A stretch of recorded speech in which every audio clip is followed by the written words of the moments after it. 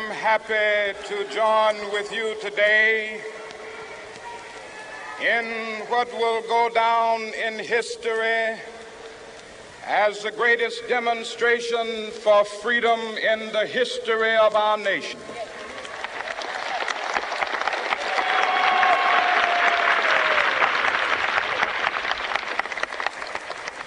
Five score years ago,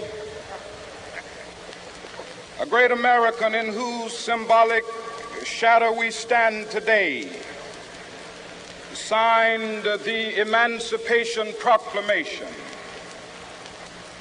This momentous decree came as a great beacon light of hope to millions of Negro slaves who had been seared in the flames of withering injustice.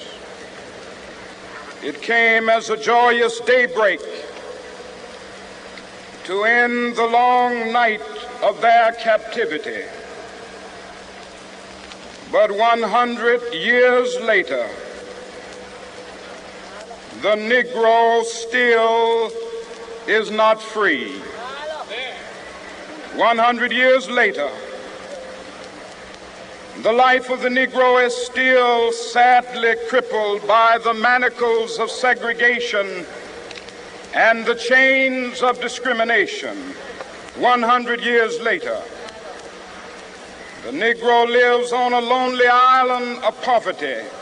I have a dream that one day this nation will rise up and live out the true meaning of its creed.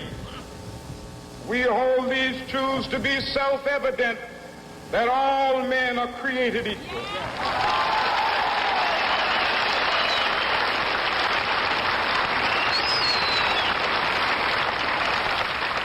I have a dream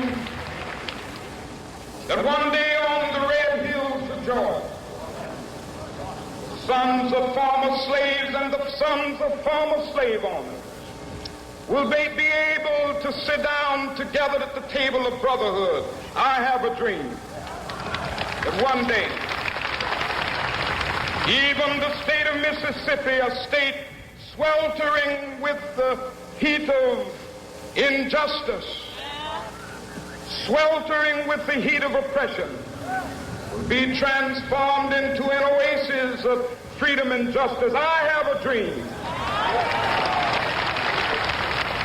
My poor little children will one day live in a nation where they will not be judged by the color of their skin, but by the content of their character. I have a dream today.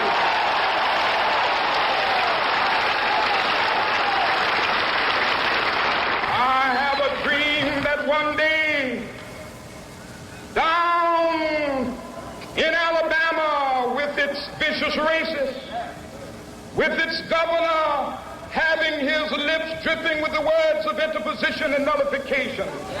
One day right there in Alabama, little black boys and black girls will be able to join hands with little white boys and white girls as sisters and brothers. I have a dream today.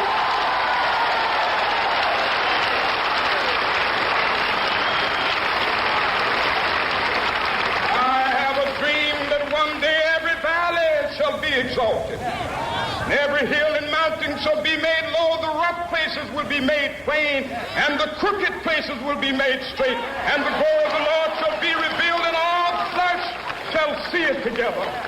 This is our hope. This is the faith that I go back to the South with. With this faith, we will be able to hew out of the mountain of despair a stone of hope. With this faith, we will be able to transform the jangling discords of our nation into a beautiful symphony of brotherhood. With this faith, we will be able to work together, to pray together, to struggle together, to go to jail together, to stand up for freedom together, knowing that we will be free one day.